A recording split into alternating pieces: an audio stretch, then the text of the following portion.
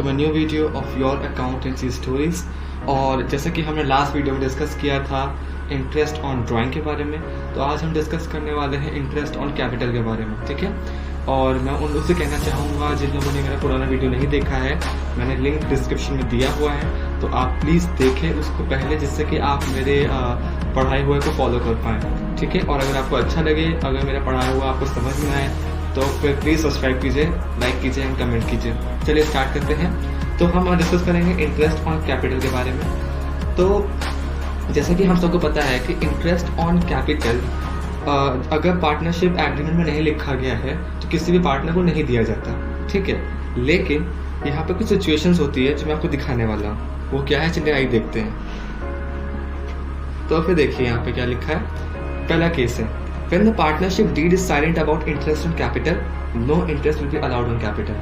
अगर partnership deed में interest on capital के बारे में कुछ भी नहीं कहा गया है, कोई भी इंटरेस्ट ऑन कैपिटल पार्टनर्स को नहीं दिया जाएगा, ठीक है। ये बात हमने पहले पढ़ी है। चलिए नेक्स्ट बात पे आते हैं। When partnership deed provide for interest on capital but is silent in treating interest on capital as charge or appropriation। अच्छा देखिए, मैंने यहाँ दो वर्ड अंडरलाइन किया है, चार्ज, एप्रोप्रिएशन। चार्ज मतलब होता है कि full interest is to be allowed where there are profit और लॉसेस, मतलब कि पूरा इंटरेस्ट चार्ज करो चाहे प्रॉफिट हो या लॉस हो।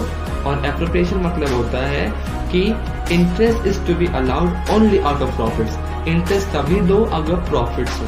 तो यहाँ पे आप समझ लीजिए कि जो मैं इंटरेस्ट की बात कर रहा हूँ वो इंटरेस्ट ऑन कैपिटल है। चार्ज का मतलब होता है कि इंटरेस्ट ऑन कैपिटल सिर्फ तभी दो अगर अगर प्रॉफिट और लॉस से फर्क नहीं पड़ता, लेकिन तुम्हें देना ही देना है इंटरेस्ट ऑन कैपिटल, ठीक है। तो वही एप्लीकेशन का मतलब होता है कि इंटरेस्ट ऑन कैपिटल सिर्फ तभी दो अगर वहां पे प्रॉफिट हो, वरना मत दो, ठीक है। तो चलिए यहाँ पे लिखा हुआ है इसका प्रोविजन में, interest on capital will be allowed only if there is profit. इसका मतलब ये एप्रोप्रिएशन का बता रहा है, ठीक है। चार्ज का हम आगे पढ़ेंगे, यहाँ पे हम एप्रोप्रिएशन को लेकर पढ़ाई कर रहे हैं। तो एप्रोप्रिएशन के अंदर में 3 केसेस और आते हैं, वो क्या क्या है दिखाता हूँ। देखिए, पहला इन केस ऑफ लॉस। सोचिए कि अगर लॉस हो, ठीक है, तो फिर लॉस में क्या होगा, interest on capital will not be allowed. अगर पीएल एप्रोप्रिएशन अकाउंट में नेट प्रॉफिट की जगह नेट लॉस आ रहा है तो इंटरेस्ट ऑन कैपिटल नहीं दिया जाएगा, क्योंकि हमने यहाँ पहले से पढ़ लिया, नहीं दिया जाएगा, ठीक है। Next, when net profit is equal to or more than the amount of interest on capital, full interest will be allowed। अगर नेट प्रॉफिट जो है वो या तो बराबर है या ज्यादा है इंटरेस्ट ऑन कैपिटल के अमाउंट से, तब पूरा इंटरेस्ट दिया जाएगा, ठीक है, पूरा इंटरेस्ट लगा देंगे। ये तो आपको पता ही होगा कि इंटरेस्ट ऑन कैपिटल पार्टनर्स को दिया जाता है। पीएल एप्लीकेशन के फॉर्मेट आप देख सकते हैं, आपको याद आ जाएगा कि वो लेफ्ट साइड से टू इंटरेस्ट ऑन कैपिटल और पार्टनर्स का नाम लिखा जाता है। हम उसी की बात कर रहे हैं कि कब देना होता है और कब देना नहीं होता है, ठीक है। तो फिर अब चलिए नेक्स्ट देखते हैं कि when net profit is less than interest on capital, अगर नेट प्रॉफिट का जो अमाउंट है वो इंटरेस्ट ऑन कैपिटल के अमाउंट से कम हो, तब क्या करना होगा, net profit will be distributed in the ratio of interest on capital of each partner. मतलब नेट प्रॉफिट जो हुआ था आपका, वही आप इंटरेस्ट ऑन कैपिटल के रेशियो में बांट दोगे अगर आपका नेट प्रॉफिट का अमाउंट इंटरेस्ट ऑन कैपिटल के अमाउंट से कम हुआ, ठीक है, समझ में आ गया। हाँ, और इस सिचुएशन में आप इंटरेस्ट ऑन कैपिटल नहीं दे रहे हो, बस नेट प्रॉफिट को ही इंटरेस्ट ऑन कैपिटल के रेशियो में डिवाइड कर देगा, समझे आप। चलिए अब देखते हैं। नेक्स्ट हो रहा है when partnership deed provide for treating interest as charge. Charge मतलब हमने पहले पढ़ा था कि चाहे प्रॉफिट हो या लॉस, इंटरेस्ट ऑन कैपिटल देना ही देना है, ठीक है। देखिए यहाँ पे क्या करेंगे आप, यहाँ पे प्रोविजन लिखा है full interest will be allowed with their profit और लॉस। आपको इंटरेस्ट ऑन कैपिटल पूरा देना है, चाहे वो प्रॉफिट हो या लॉस हो। तो यहाँ तो आपने पढ़ लिया, लेकिन आप थोड़ा कंफ्यूजन हो गया होगा, तो इस पर आइए मैं आपको एग्जांपल दिखाता हूँ। देखिए पहला क्या लिखा हुआ है, A and B are partners, profit and losses उनका पीएसआर है 3:2 with capital 2 lakh and 1 lakh respectively. दिखाओ distribution of profit each of the following cases, ठीक है। पहला केस क्या दिया हुआ है, if the partnership deed is silent as the interest on capital and the profit for the year are 50,000। अगर partnership deed में कुछ भी नहीं बोला गया है इंटरेस्ट ऑन कैपिटल के बारे में और प्रॉफिट जो है पूरे साल का 50,000 है, मतलब नेट प्रॉफिट आपका 50,000 है, तो अब अगर डीड में कुछ नहीं बोला है तो हम क्यों बांटने जाएंगे, ठीक है। तो इंटरेस्ट ऑन कैपिटल नहीं दिया जाएगा, यहाँ पे आप सीधा जो आपका नेट प्रॉफिट हुआ उसको पार्टनर्स के बीच में पीएसआर में बांट देंगे। ये आपका पहला केस हो गया। सेकंड आता है क्वेश्चन, देखिए the partnership deed provide for interest on capital at the rate 8% per annum and the losses for the year are 50,000। अगर पार्टनरशिप डीड में लिखा हुआ है कि इंटरेस्ट ऑन कैपिटल देना है 8% पर एनम के हिसाब से और आपका लॉस है 50,000 का, तो क्या हो रहा है, अब क्योंकि यहाँ प्रॉफिट है ही नहीं तो इंटरेस्ट ऑन कैपिटल दिया नहीं जाएगा, क्योंकि हम यहाँ पे ऐसा तो लिखा नहीं है कि यहाँ पे कोई चार्ज वर्ड, देखिए यहाँ कोई चार्ज वर्ड तो है नहीं जो आपको देना ही देना हो इंटरेस्ट ऑन कैपिटल। इसलिए आप क्या करेंगे, जो इसका लॉस आ रहा है बस वो लॉस बांट देंगे। ठीक है, यहाँ पे लॉस कितना था, लॉस फॉर द ईयर 50,000। ठीक है, तो देखिए जो लॉस आया इसने लॉस को ही PSR ने बांट दिया। सही किया। चलिए अब आगे बढ़ते हैं। नेक्स्ट क्वेश्चन है, the partnership deed provide for interest on capital at the rate 8% per annum and the profit for the year are 50,000। अगर पार्टनरशिप डीड में इंटरेस्ट ऑन कैपिटल के बारे में बोला गया है और प्रॉफिट 50,000 है तो क्या करेंगे, अब क्योंकि यहाँ प्रॉफिट इतना अच्छा खासा है ही, ठीक है, तो हमें दिक्कत भी नहीं होगी, तो हम क्या करेंगे, इंटरेस्ट ऑन कैपिटल बांट देंगे। ये हो गया थर्ड सिचुएशन का एग्जाम्पल। आप देख सकते हैं, आप पुराना उससे मिला लीजिए, आपको मिल जाएगा। ठीक है, देखिए यहाँ पे क्या किया, इंटरेस्ट ऑन कैपिटल को उसने बांट दिया 24,000, मतलब कि 1 लाख कैपिटल था, सॉरी 2 लाख कैपिटल था ए का, उसका इन लोगों ने 8% निकाला जो कि 16,000 हुआ, वैसे निकाला 24,000। बी का भी इंटरेस्ट कैपिटल कितना निकलेगा, 2 लाख का नहीं सॉरी 1 लाख का 8%, 8,000 ये हुआ, निकाला 24,000 आया, फिर प्रॉफिट से माइनस कर दिया, काम बन गया। ठीक है, अब लास्ट नहीं मतलब फोर्थ देखते हैं। फोर्थ सिचुएशन कहती है कि the partnership deed provide for interest on capital at the rate 8% per annum and the profit of the year are 15,000।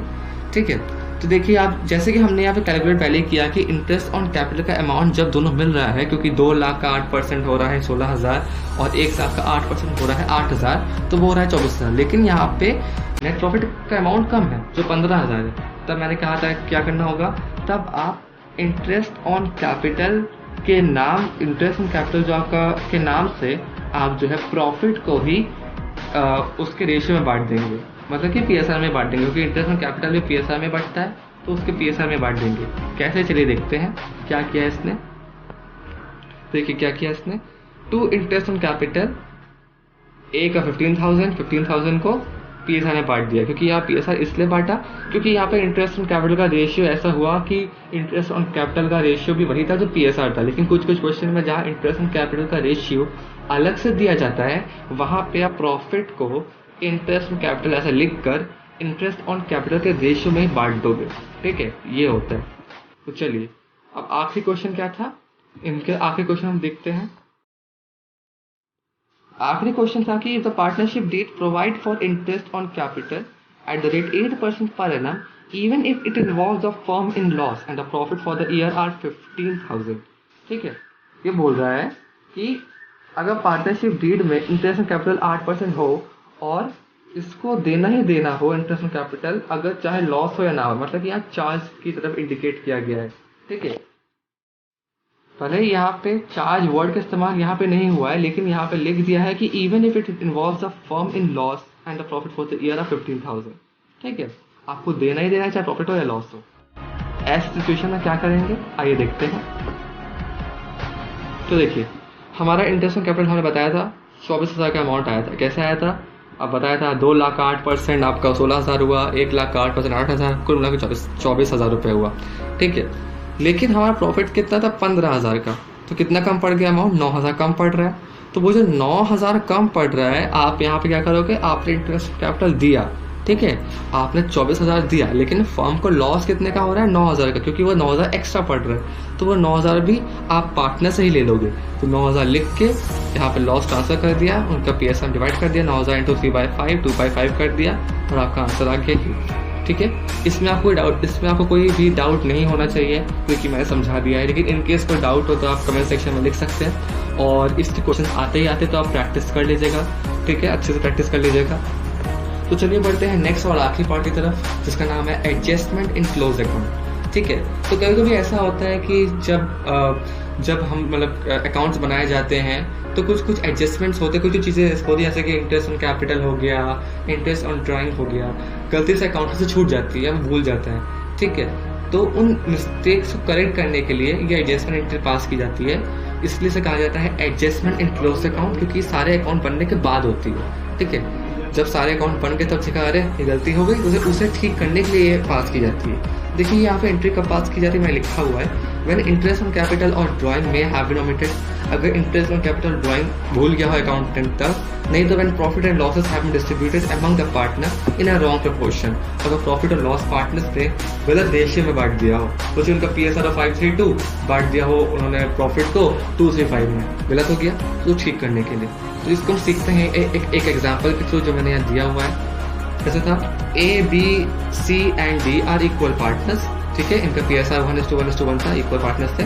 Capital इन लोगों का था 50,000, 30,000, 25,000 एंड 15,000 रिस्पेक्टिवली, ठीक है। After closing the account, it was discovered that the interest on capital at the rate 10% per annum on partners' capital was not provided. यहाँ बोला कि interest on capital नहीं दिया गया था पार्टनर्स को और अकाउंट ऐसे बंद कर दिया, तब इसको ठीक करना पड़ेगा। तो देखिए क्या किया, पहले आप क्या कर लोगे, आराम से इंटरेस्ट ऑन कैपिटल यहाँ आप निकालोगे।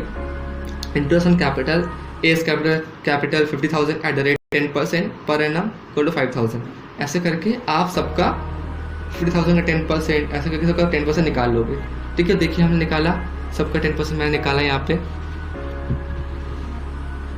निकाला मैंने, और निकालने के बाद में आप देख सकते हैं यहाँ पे टोटल हुआ 12,000 आपका टोटल इंटरेस्ट कैपिटल आएगा जो आपको पार्टनर्स को देना होगा, ठीक है। अब एंट्री कैसे मिले कि सही कौन सा गलत कौन सा है, तो इसके लिए हम एक छोटा सा नोट बनाएंगे, ठीक है, उसे कहेंगे वर्किंग नोट।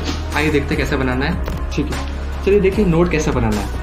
आपको करना क्या है कि 4 जितने पार्टनर हैं उनके कॉलम खींच लिए और एक कॉलम एक्स्ट्रा खींचा, जैसे कहेंगे फर्म, जिनका नाम उसका नाम होगा फर्म। फिर उन कॉलम को 2 में डिवाइड कर लीजिए, डेबिट क्रेडिट करके देखिए सबको डिवाइड कर लिया मैंने, ठीक है। अब उसके बाद एक पर्टिकुलर कॉलम भी यहाँ बनाइए, तो लिखिए इंटरेस्ट ऑन कैपिटल, ठीक है। अब जहाँ हमने देखा था कि सारे इंटरेस्ट ऑन कैपिटल को प्लस करने के बाद हमारा आ रहा था 12,000, तो यहाँ पे क्या हो रहा है, 12,000 फर्म को पार्टनर्स को देना है, ठीक है। तो क्या हो रहा है, फर्म के अकाउंट से जा रहा है और पार्टनर्स को मिल रहा है। तो यहाँ पे मैंने 12,000 फर्म के डेबिट में लिख दिया और ये A, B, C, D में यहाँ पे मैंने पार्टनर्स के क्रेडिट साइड में लिख दिया, ठीक है, ये आप देख सकते हैं।